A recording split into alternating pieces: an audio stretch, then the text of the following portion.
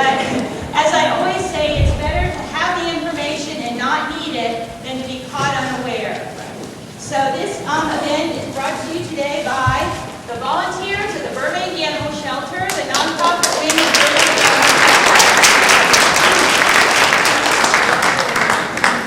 and my little company, Sunny Dog Geek, inspired after my yellow lab Sunny, who was adopted from the Burbank Shelter as our first wedding anniversary gift way back in 1991 to each other.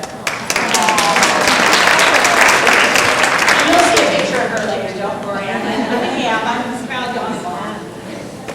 Just to give you a quick note, if you don't know me, I am Denise Fleck, and I have trained with 7 national organizations in animal life-saving skills. I've rescue volunteered for a little more than 13 years, and I'm currently a member of the Surf City Animal Response Team that was started by a lot of the responders to both the Katrina and Rita incidents. And what we do is basically twofold.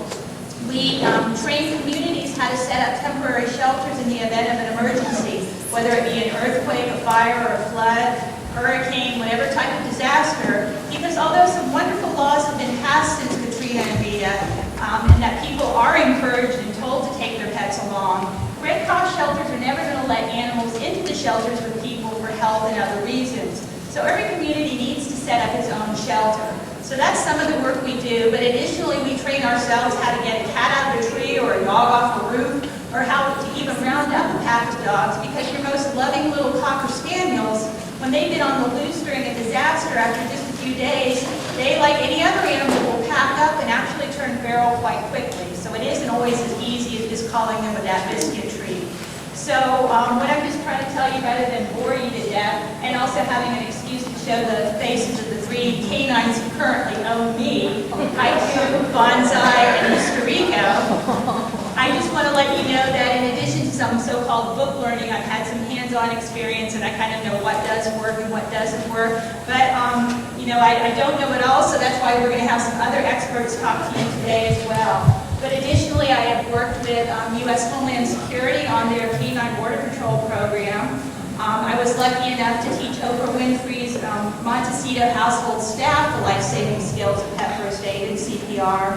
And I teach between 50 and 60 classes a year. That's a 4.5-hour-long class, a lot more information, more intensive training than you're going to get today. But you're going to really get a lot of information today and learn how to help your dog or cat in an emergency. What is pet first aid? Well, pet first aid is the immediate care given to a dog or a cat who's been ill or injured. It's the first thing we do in the line of treatment, but not necessarily the last.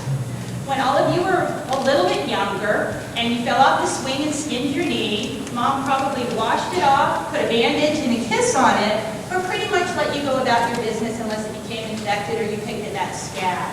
And that was her first aid, cleaning it up and observing that it healed.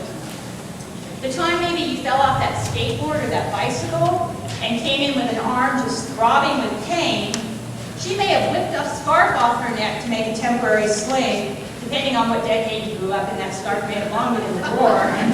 But she made that sling, grabbed a bag of ice or frozen peas out of the freezer to put it on to diminish some pain and swelling, but then you were in the car, on the way to the doctor for an x-ray and very possibly a cast. So the same thing applies to our dogs and cats. Sometimes we're going to be able to fix them up and make sure they heal at home, but on many occasions what we're going to do is just try to diminish that pain and suffering for them, but still get them that competent veterinary care. Like it says up here on the wall, veterinarians are the expert, and you're going to be hearing from a great one in a few moments. But unfortunately, we don't carry them around with us in our pockets, so they're rarely there on the scene when something does happen to our dog or cat. So we need to be prepared to act quickly, competently, and effectively to help our pets to reduce that pain and suffering, like I said, and in some instances to actually save their lives by performing the life-saving skills of rescue breathing and CPR. It's estimated that 92% of our dogs and cats will experience an emergency during their lifetimes. Now, I know we're all hoping for that upset stomach or that tiny little cut on their paw, but you know, it can be any range of emergency situations during that time. And according to the American Animal Hospital Association, 1 out of 4, one of these caregivers out of 4 can benefit from the actions of Pet First Aid. So by knowing Pet First Aid, you can really help a lot of animals. How can knowing First Aid help? If you have a pet whose temperature is too high and you can bring it down quickly, you can diminish his brain from swelling and prevent permanent brain damage and even death. If you learn how to bandage a wound, you can stop bleeding and prevent infection. If you learn how to alleviate choking, you can prevent your pet from losing consciousness. If you learn to properly induce vomiting, or if you're a super conscientious pet parent in the first place to make sure your pets don't get into poison, really when you go home, get down on all 4s and look at your house from your pet's perspective. What looks neat and clean up here at 5'6" or 6'2", it's a whole different world down here at 7 inches or 22 inches off the floor. So make sure you always keep things out of their way. Just remember, anything on the floor is fair game. And that could be cleansers, that could be toothpicks, that could be rubber bands, that could be paper clips, thumbtacks, anything. Just be, very conscientious pet parents, because when you have a dog or a cat, you have a toddler for life. But should they get into something, if you know how to induce vomiting, it's very likely you can help your pet as you get him on the way to the veterinarian. So there are many things you can do to help your pet by knowing Pet First Aid, and like I said, in some situations, even save a life. I'm going to show you a quick little clip here. Hi, my name is Shapiro, and I'm a teacher at Lakewood High School in Lakewood, California. And when I first moved to California, I had taken Denise Fleck's class, and it has been incredibly life-saving. I was driving in a giant black Rottweiler who was totally invisible because it was pitch black, ran out in front of my car, and I did everything I could to stop, and I just couldn't do it in time.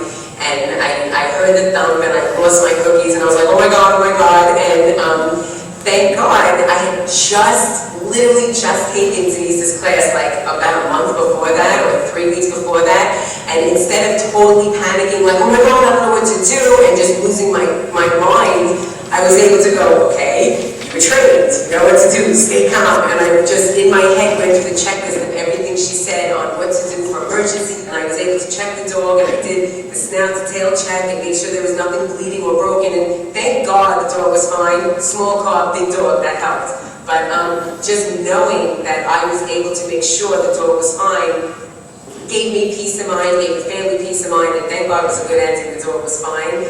But normally, had I not taken that class, I would have never been able to drive off and have that knowledge that this dog's okay. Even if the baby was like, the dog's fine, I would have driven off, I would have never really known. And being a dog lover, that would have killed me. So having this knowledge that this dog was really okay, and thank God it was a little bumpy, the dog was bigger than my car, and the dog was fine, I was like, oh, thank God. And I was able to not only share my story of the good news, but tell other people about how wonderful this class was, and how literally it saves lives and peace of mind too. So knowing first aid can come in all different capacities. Besides having the knowledge and skills, sometimes it just gives you the confidence to react, because knowing what to do and then not actually using those skills is of no use to our dogs and cats. So we want to make sure we actually do react. Okay, let me just get ahead here real quickly. And what I want to tell you about is one other quick example of how Pet First Aid has come in handy. I had a student in Ventura last August, and here she is, Shirley DeFazio, with her lovely Doberman, Rocco, and they were taking a run along the beach, and everything was fine, having a grand old day, but when they got home, the dog collapsed on the driveway. With the skills still fresh in her mind, Shirley got down on her knees, started talking to Rocco, realized he wasn't breathing and didn't have a heartbeat, so she began rescue breathing and CPR. He started panting quickly, but then he stopped again. So she stayed at it, and by doing rescue breathing and CPR, she actually did something quite unusual and actually resuscitated her dog. Most of the time with humans and pets, we continuously continue. We keep on going with rescue breathing and CPR until we're able to get them in the competent hands of a human or a veterinarian doctor, depending on the patient. so that they can take over and then use their skills. But in this case, Shirley actually resuscitated Rocco, but did what she's supposed to do and still followed up with that veterinary visit where they determined Rocco had a heartburn. But after being checked out and getting medication, he was able to come home that evening and he was running around the house stealing her socks. So I know that's a little bit of an unusual circumstance, but it's just good to know how it can really, really help. As she says here, I just can't believe I actually saved my dog's life. So here we go with a little technical stuff. The ABCs, airway, breathing, and circulation. These are the only 3 emergency situations you're going to ever come across with a dog, a cat, a ferret, a horse, a chicken, or a human being. In the first situation, we've got both the heart and the lungs working. But something's just not quite right with our pet. He could be having an upset stomach and we see vomit on the floor. There could be a swollen snout from a bee sting. We may have that 4th of July cookout coming up and we turned our backs for a moment and that last burger disappeared off the grill. We now have burnt paws or a burnt snout. Regardless of the situation, the animal is breathing and has a pulse. So what we need to do is perform first aid. In the second scenario, obviously a bit more serious, no breathing. The animal has stopped breathing due to electrocution, due to drowning in a pool, due to poisoning that so far has only stopped the pulmonary organ. Again, regardless of the situation, he's not breathing, so what we need to do is get on his case and start rescue breathing, or what I sometimes refer to as mouth-to-snout resuscitation. And in the third, and obviously most serious scenario, no breathing, no pulse, we need to begin CPR, which is a combination of the rescue breathing and the chest compressions. And you're going to be learning that before you go. However, how many of you have ever taken a human first aid class? A good number of you. So what the heck are you doing here on your Saturday? Aren't they living, breathing creatures just like us? Well, not exactly. Pet-specific training is necessary for 2 main reasons. 1, anatomy and physiology. For the most part, we all walk around on 2 legs, and they walk around on 4, which means some things are set up a little bit differently. Perfect example is when you do rescue breathing on a human, you pinch their nose and you breathe into their mouth. For our dogs and cats, we close the mouth, and we're going to breathe right into the nostrils. Another thing is the position of the heart. If I was to collapse here, I hope one of these nice ladies in the front row would grab my head today, but you have pretty easy access to my heart to start the compressions. For our dogs and cats, let me pick up my friend here for a moment. Denise, sweet. What you need to do is you take either one of their front legs and bend it backwards towards the chest. This isn't a movement that's hurting them at all. It's similar to me moving at the joint like this, but what that elbow does is points to where the heart is. However, the heart is sandwiched in between this great big rib cage between 2 balloons called the lungs. So in order to compress the heart on our dogs and cats, we actually have to squeeze through the ribs and the lungs. The second reason it's important to get pet-specific training is, as much as we love them, we don't share a common language. You have a bunch of animals over there. Have they ever told you when they had a headache, Pam? No. Who has a cat? Has your cat ever said, Mom, I think I'm going to hurl? You may see that pulsing of the stomach and suddenly there's the vomit on the floor, but we just don't get that feedback from our pets that we do from our human toddlers or kids who can say, I have a boo-boo or it hurts here. So that's the other reason you want to learn the signs and symptoms of certain injuries and illnesses so that we can help our pets when they can't tell us. To check their respiration and breathing, we just want to observe the side of their chest for that rise and fall. The pulse, however, if you guys are going to check your own pulse, where would you check it? I hopefully will get 2 answers. Yes. At the wrist or at the carotid artery in the neck. The place we generally like to check it on our pets is the femoral artery. Think of the big femur bone in the leg. And what you do is take 2 fingers to the hind leg, at the knee, and then just roll it into the fleshy part of the thigh. And that's where you'll feel that large artery and be able to judge the pulse.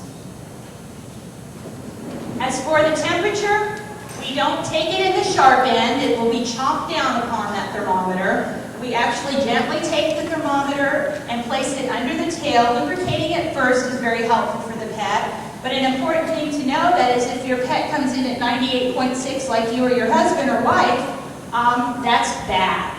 Our dogs and cats should run higher, about 100.4 to 102.5. So those are the three most important vitals you need to be acquainted with. No matter though what you do know, you must work as a team with your veterinarian for the sake of your pets. Oh, okay. Well, let me just tell you this real briefly. The best thing to remember, rather than even the numbers are important, but think of it this way. The bigger and older the animal, the slower he breathes, and the slower his heart rate.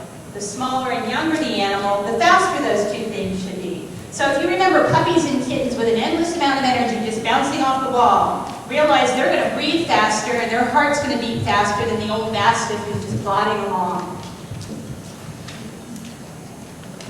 So I do want you to always remember, though, to be a team with your veterinarian, but do take good care and really look over your pets every week for any problems they might have. All right, here's little Daisy. Yes? Well, that's something we really get into more into, a long class, but that has to do with the circulation, and it's something you would do on your human cells. You've probably been doing that since you were a kid. You press on the nail bed until it turns white, and when you release that pressure, if you have a good, healthy circulatory system, that color should come back in 1 to 2 seconds. We, however, don't do that on the nails of our dogs and cat. We actually lift their lip and press on the gum, and that lets us know how well their circulation is going. It's just a test for shock, and that's something we really get into, in the full class, but I just am happy to mention it to you briefly. So, little Daisy. Mary adored her dachshund Daisy and always wanted her by her side. One 85-degree day, girls were out for a car ride, and Mary realized she needed to stop at a convenience store for a jug of milk. However, when she got in there, she encountered a cashier who was having difficulty working the register. I'm sure we've all been there. So time passed and the line of impatient customers grew, and Mary was delayed returning to her car in her precious Doxy. When she did get there, Daisy was in distress. She was panting profusely. Her gums were bright red, and she had a little bit of foam around the mouth. Daisy was suffering from heat stroke. Although, we want to bring our pets with us places, if we can't take them with us on every step of the way, it's really better to leave them home alone in a temperate environment. And to talk to you about heat stroke and snake bites, I had a lifelong lover of animals, Martin Small, who decided to become a veterinarian way back in junior high while all his friends wanted to become human doctors. Can you imagine? He followed that path, and after graduating second in his class at UC Davis, he began practicing in Redondo Beach before he opened up a small animal hospital in Burbank, which I'm sure many of you are very acquainted with. After an incredible 30-year run, Dr. Small retired in 2001, only to find himself volunteering at the Burbank Animal Shelter, where he continues to this day as veterinarian and medical director. Ladies and gentlemen, I present to you not only a highly qualified veterinarian, but one who also possesses the extra special ability of exhibiting an amazing bedside manner, not only to his four-legged patients, but to those humans who love them. Dr. Marty Small.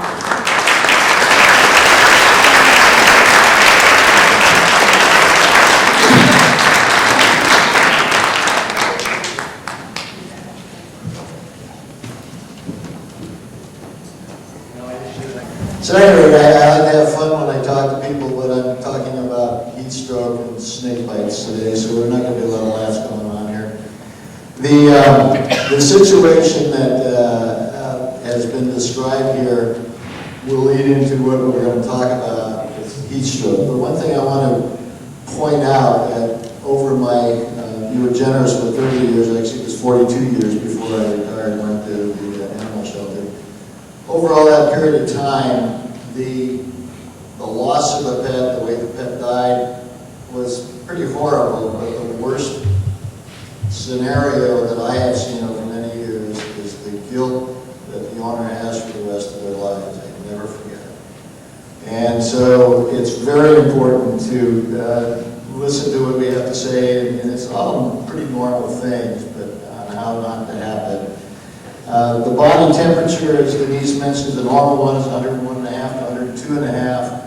When we get temperatures of 106 to 109.5, which can happen quite quickly in heat stroke, you start getting thermal injury to the tissues of the body.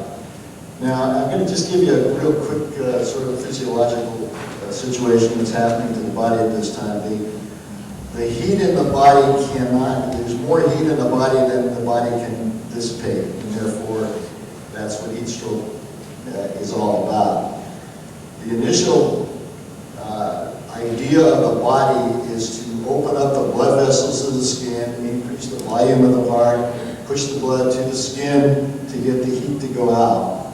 Now what happens is, however, after a little while of that, the vital organs, the brain, the heart, the spleen, the liver, the kidney, all these organs need blood. They're not getting it now because the body's pushing it to the skin. And so the body reverts, shuts off the skin, pools blood. Unfortunately, a large volume of blood goes to the spleen, and we have a condition called hypovolemia, which is a lack of blood flow through the body. And as the blood flow decreases, the original pounding of the heart slows down, the blood slows down, therefore the heat can't get out of the body, and it starts building up and building up and building up. Tissue damage, starting at 107 degrees for a significant period of time. You get up to 109, you start getting brain problems going on. 110 for a few minutes, and that will die. So the damages to the organs, first of all, the kidneys get a beating. There's a situation on a really sick animal called, we call it DIC because it stands for disseminated intravascular coagulation, problem. So DIC is a lot easier to say. And what that is the body in very sick animals, for some reason, inside the blood vessels, there is clotting and bleeding at the same time. You would think if there was clotting, it would stop bleeding, but the body goes sort of nuts, and it produces little clots that are floating all over the place and bleeding at the same time. The clotting can be one of our biggest problems. And in the kidneys, it will cause kidney damage from the heat and from the clots, and eventually renal failure. The GI problem is probably the worst because of the lack of oxygen, you get what we call necrosis. There's dead lining of the intestine dies in large areas, and strips of the tissue die away. Now, normally in our intestines, we have billions of bacteria that are doing their job, they're not hurting anybody, because they're contained inside this tube called the intestine.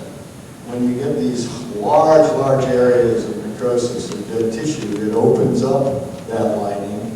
The bacteria now can just freely flow into these open blood vessels, start circulating through the body, and you end up with something called septicemia, septic shock. We used to call it blood poisoning in the old days, and that also can lead to death. The third organ that is very involved in heat stroke is the brain. And what happens is you get what we call cerebral edema, the brain swells, and these little clots can cause what they call infarcts, which is sort of like having a stroke, and that can lead to all kinds of problems. When the temperature gets up to like 109, 109.5, you can get permanent brain damage, seizures, comas, and even though they might survive, they will not be the dog that you knew before that. Anyway, Denise sort of touched on some of the symptoms. Obviously, we always talk about the dog in the car with the window rolled up, and you come out and that dog is panting heavily, salivating heavily. The gums are brick red. They're really brick red. I mean, they're not just pink, they're bright red. Their pulse is pounding. Denise just showed you how to find the pulse in the groin of the dog, and you can just feel that thing bouncing around like crazy.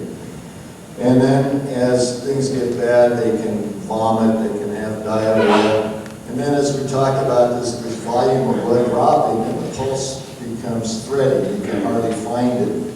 The brick red gums now become pale or gray, and now you know you're in real trouble. Prognosis, 50% or more of dogs with severe heat stroke die. And no matter what you do. However, this is what you do when you feel your dog is showing signs of heat stroke. Number one, what's number one, everybody? Call the vet. I really want you to pick up your cell phones, it's a wonderful invention that we now have, and call them and say, I have a heat stroke, I'm on my way, get ready. And that is probably going to save a lot of time. The next thing you want to do, somebody mentioned, is you want to get them cold water, cool water. In the old days, we used to throw them in an ice tub, but we don't do that anymore. We found that the ice will constrict the blood vessels on the surface, and instead of allowing the heat to get out, it closes off the blood vessels and the heat can't get out. Cool water from the garden hose, if you have time, you get a little dog, throw them in the sink, turn the faucet on, get a fan on them, soak a towel for a little dog, a big blanket for a big dog, wrap them in it, and get going to your veterinarian.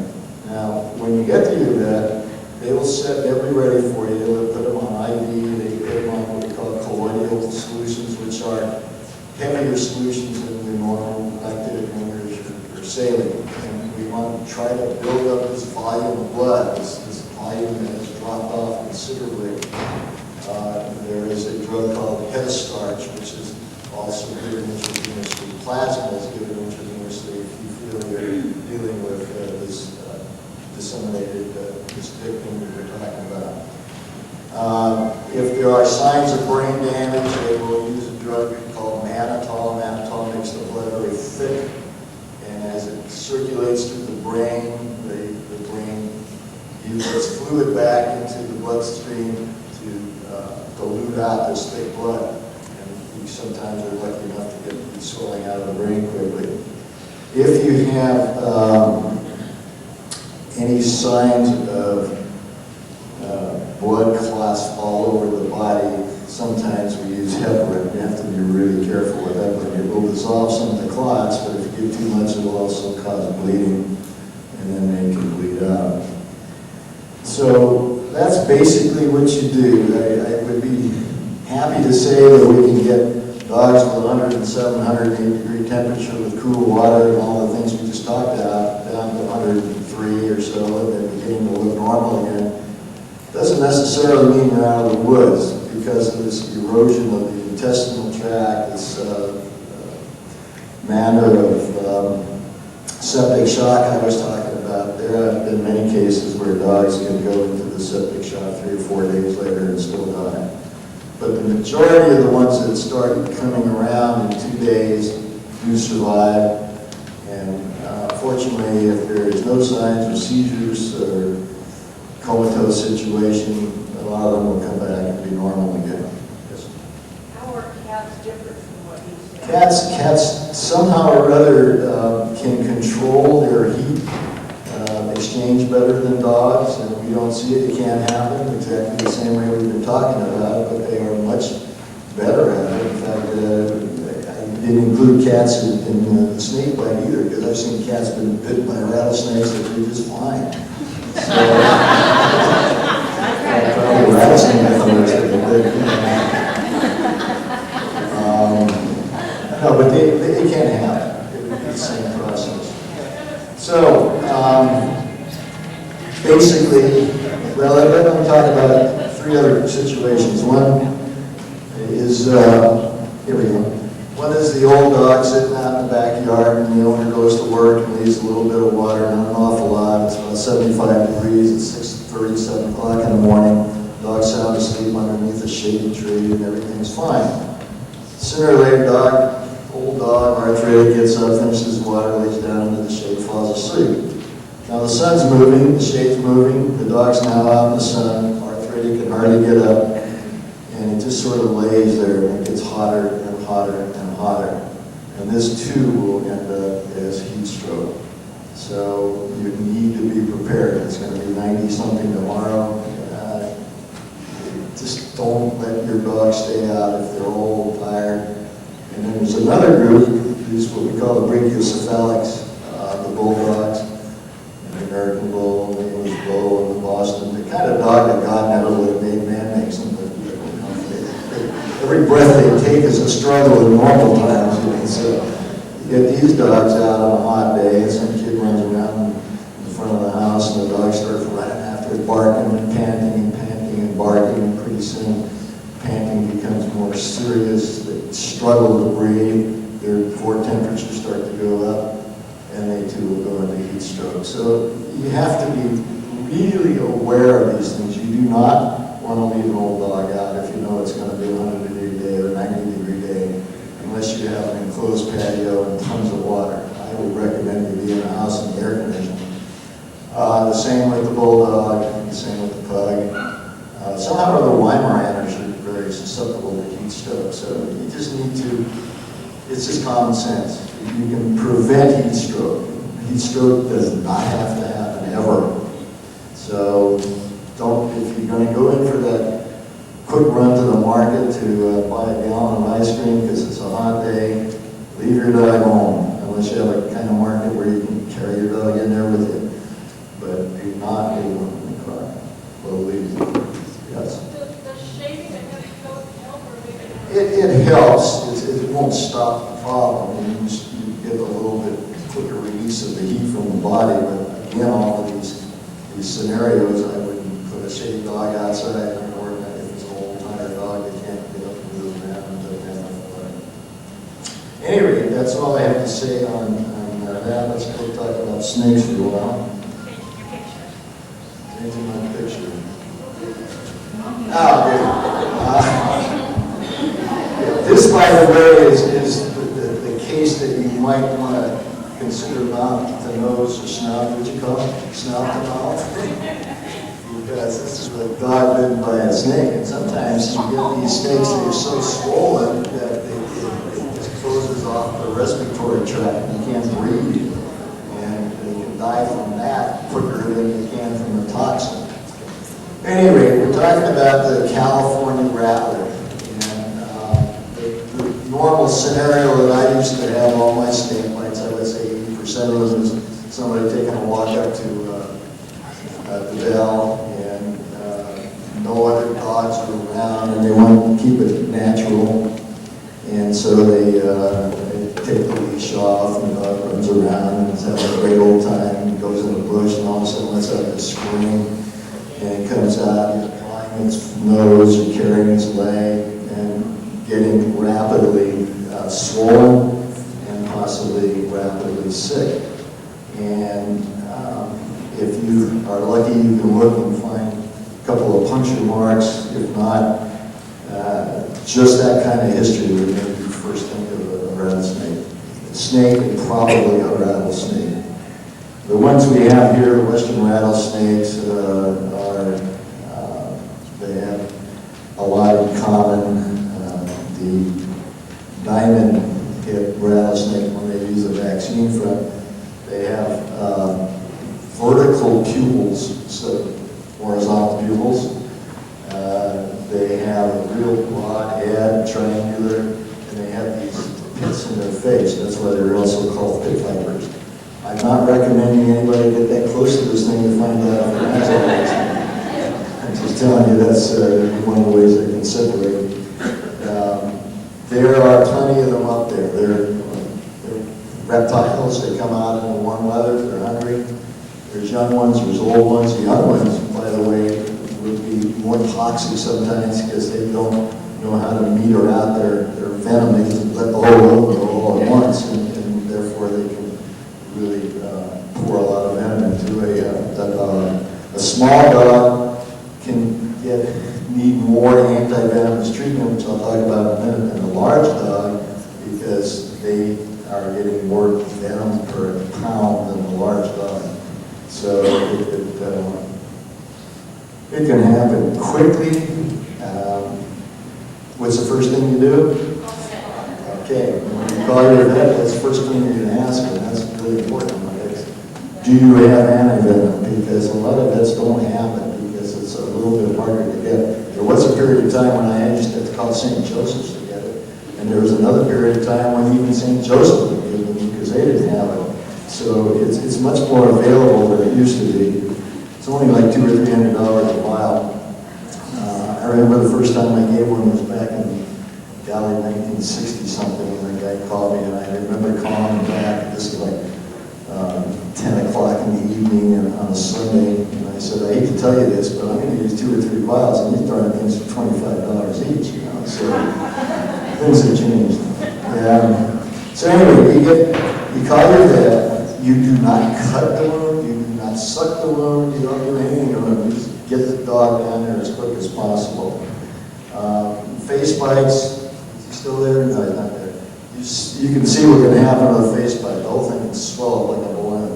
And as I said, a lot of times it can cause choking and inability to breathe, and that's where Denise will come in later and tell you what to do. The 2 areas that we worry about is the spot where the bite was given, because this whole area, if it's on the face, the paw, there is what we call necrosis. We talked about that in the gut. Well, this is in the skin. The toxin of the rattlesnake is what we call hemotoxic. It destroys blood vessels. You get this blood in there, and maybe a day or 2 later, this whole thing will turn black and actually slough out in a big hole. That's not going to kill the dog. What's going to kill the dog is the venom, which is basically a poison, and it runs through the system.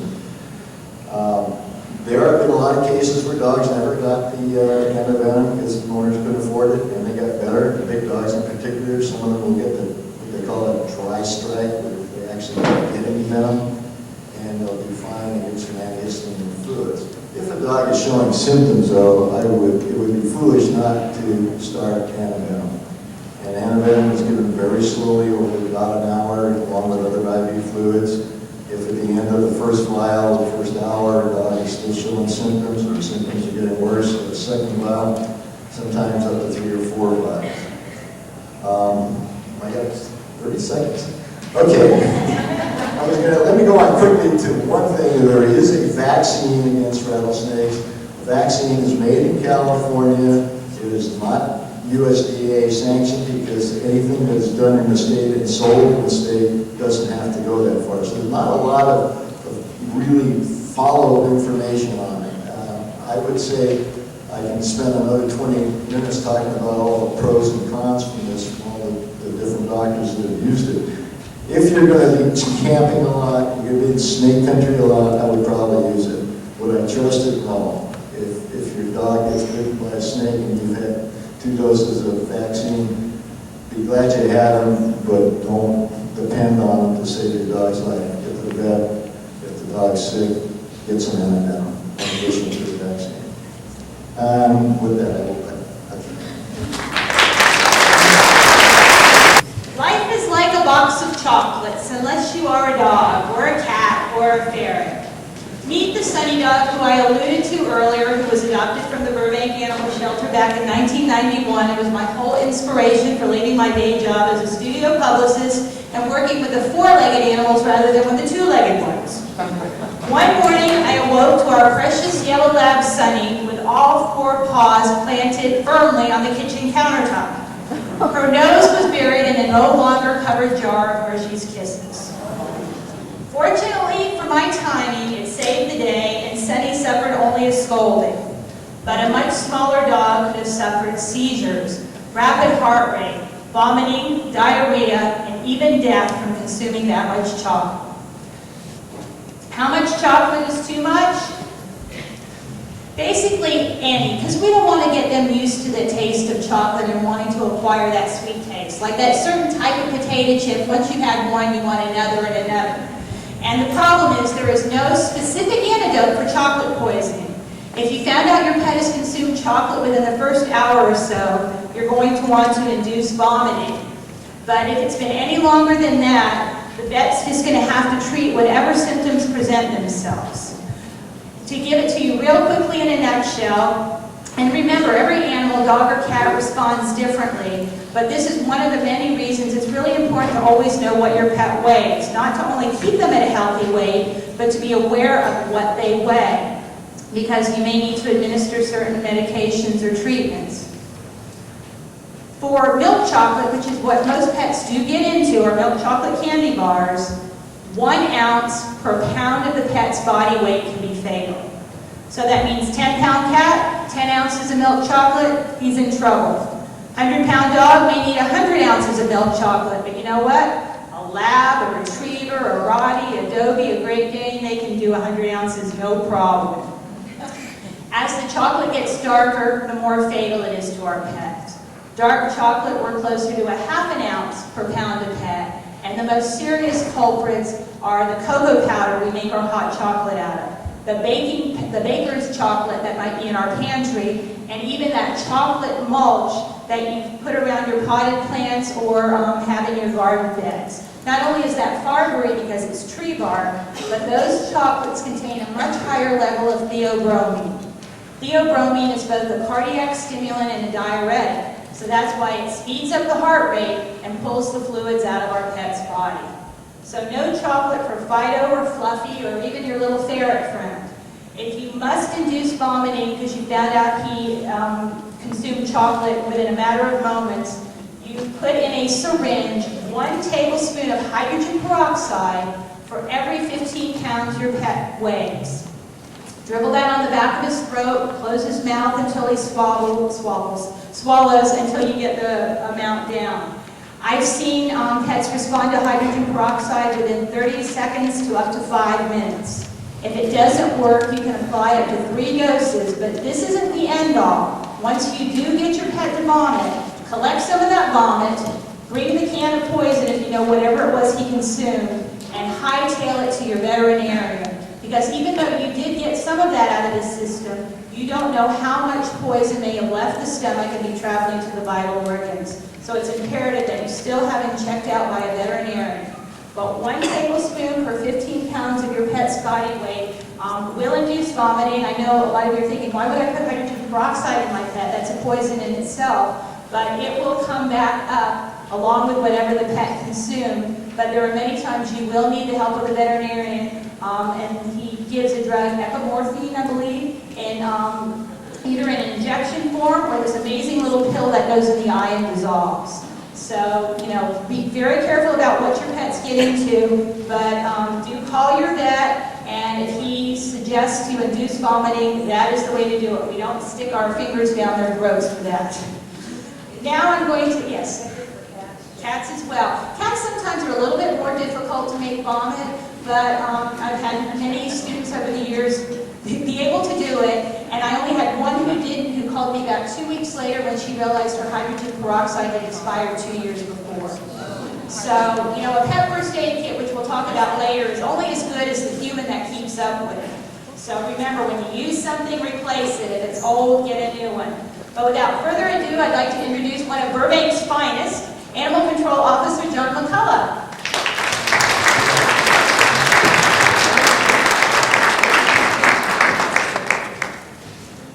Good morning, everyone. Thank you for having me. My name is John McCullough, and I'm an Animal Control Officer for the City of Burbank. But before I start, I'd like to give a special thank you to Dr. Martin Small. Without the efforts of Dr. Small, we wouldn't have a veterinary program at our animal shelter. I've been at the animal shelter a long time. I have 15 years this year, and before we weren't able to give the animals vaccinations or anything, and it was a long time coming, but Dr. Small is now one of our staff members. Every animal that comes through our shelter is now examined by our veterinary staff and given a full checkup and given all of their vaccines and everything. And if it wasn't for Dr. Small, that wouldn't be possible. Thank you.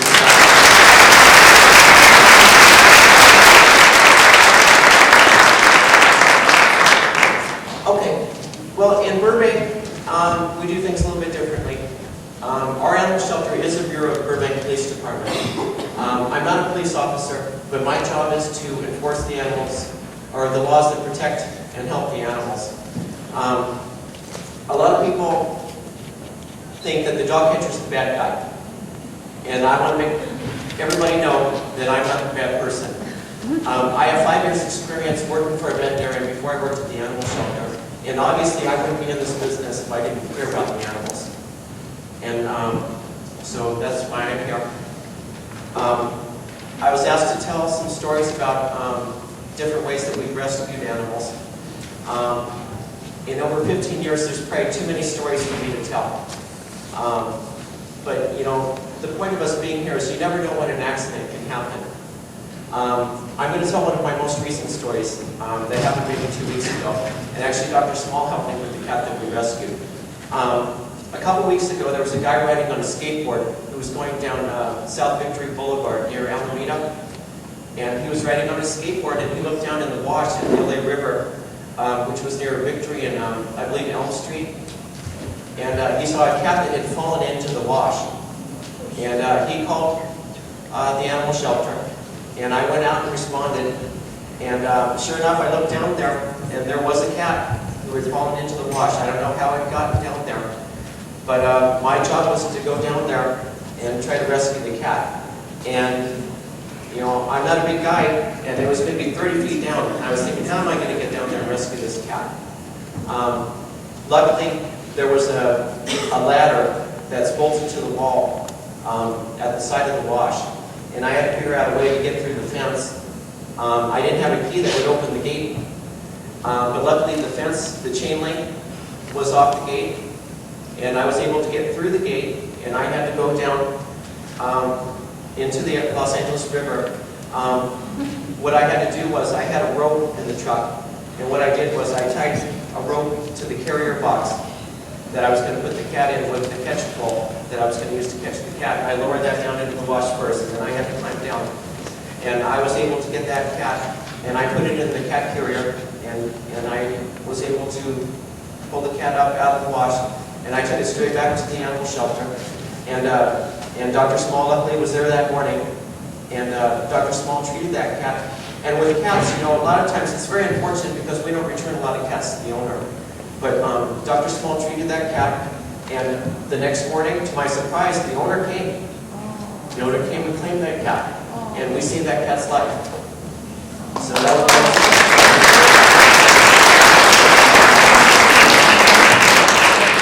yeah, and you know, we were talking about heat stroke. You know, people love their pets, and they want to take them with them everywhere.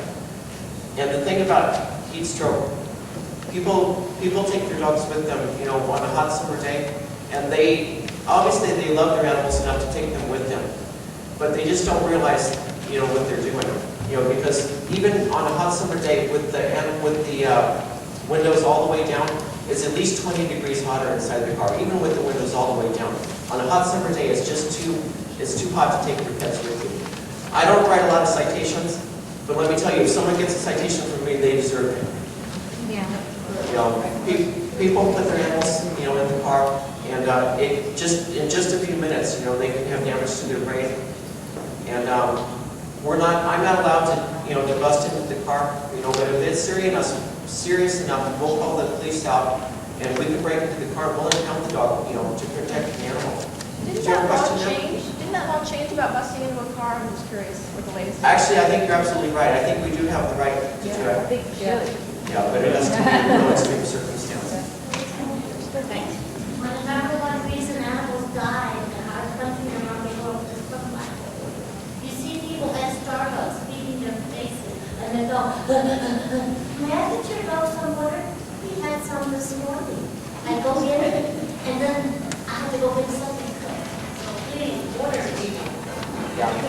You know, we have calls where people leave the dogs in the car at Costco. And when I go, you know what they tell me? They say, oh, I just ran in for a minute. You know, all of you know, if you ran into Costco and got straight in line, you can be there 45 minutes or an hour. You know, so, you know, there's no way that that's possible.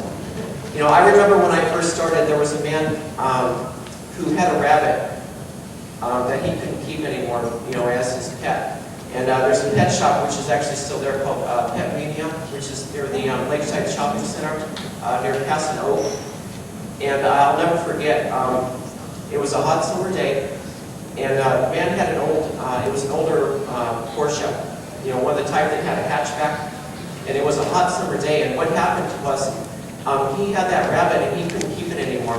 And instead of bringing it to the animal shelter, which is what we hope people would do, he brought it to the pet shop, hoping that the pet shop would take it so they could, place it for adoption. And what happened was, for whatever reason, the pet shop wasn't able to accommodate him, and he was mad. And it wasn't the rabbit's fault.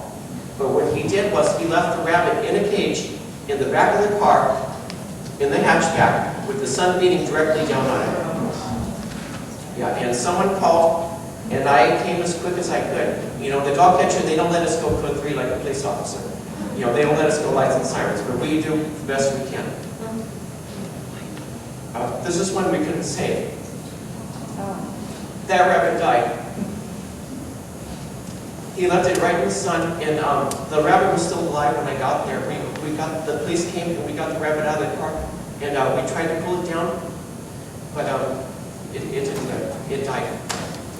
Yeah, and that time we cited him for animal cruelty. Good. There's different degrees of animal cruelty, and if it's bad enough, we can take people to jail for that. If we see an animal in a car, like at Costco, is it best to just call the police directly? You can call the non-emergency number for the Burbank Police Department, which is 238-3000, and because they can call us on the radio, and that's probably the quickest way to get to us. Yeah, but you can call the shelter, and you respond as Can I quickly as just you comment can. on that? Just make sure, because the law did recently change about them being able to, by law, break into cars. So if any police officer says they can't break into a car, they can by law break into it. It just changed, so I'm not trying to trump your state law. Yeah, I'm in a tough State law, position okay. because I have to think about liability to the city, but on the other hand, my job is to protect the safety of the animals. Because I have to think about me not getting sued, but I have to get the animal, make sure that it's, do what's best for that animal's well-being. Is it illegal, period, to leave your dog in the car, even when it's cold? Well, there's kind of a gray area. Because in the Burbank Municipal Code, there's not really a law that specifically says that you can't leave a dog in a car. But the animal has to have protection from the elements. It has to have adequate ventilation and access to water and so forth. When we go out, there's really no cut and dry way that we look at it. Everything's on a case-by-case basis. For example, if I go out and see a dog in a car, I actually say, well, is the car in the shade? How much is the windows cracked? How long do the people say it's been there? But obviously, if that dog is in distress, I'm going to take that dog out of the car. So that's a bad thing. So let me think. I have another story about heat stroke. Years ago, there was a man who was walking with a Rottweiler up on, it was at Wildwood Canyon Park. Or actually, no, it was by the Nature Center, before the Nature Center was even there. At the top, above where the golf course is. And I remember he was walking on a hot summer day with the Rottweiler, and the dog got overheated. And, obviously it was unintentional, but it was over 100 degrees that day. And, he was walking with the Rottweiler, and the dog became overheated. And what happened, if you can picture the man walking like on the edge of the mountain, and there's like a big canyon down here. What happened was the dog had heat stroke and it collapsed, and the dog rolled down into the canyon. And that's what the animal shelter is there for. If an emergency like that happens, you can call us and we'll come out and try to help. What happened in that case was, because I couldn't go down there, the dog weighed more than I did. How could I carry the dog out there? So what happened was the fire department came out, and it was like Rescue 911, but for the dog. What they did was the firemen went down with a basket, and they strapped the dog into a basket, and they pulled the dog out with a winch. And we got the dog out of the canyon, and then they took it to the doctor right away. And that was when we saved. That dog lived.